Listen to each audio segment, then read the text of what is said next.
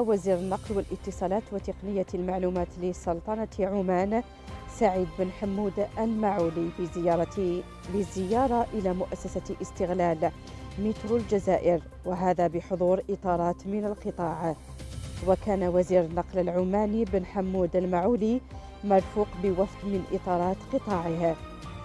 وشكلت هذه الزيارة الميدانية فرصة للاطلاع على التجربة الجزائرية في مجال التسيير واستغلال التنقل الحضري عبر المترو، والوقوف على مختلف الجوانب التقنية والتنظيمية المعتمدة، بما يعزز تبادل التجارب والخبرات بين الجانبين في هذا المجال الحيوي.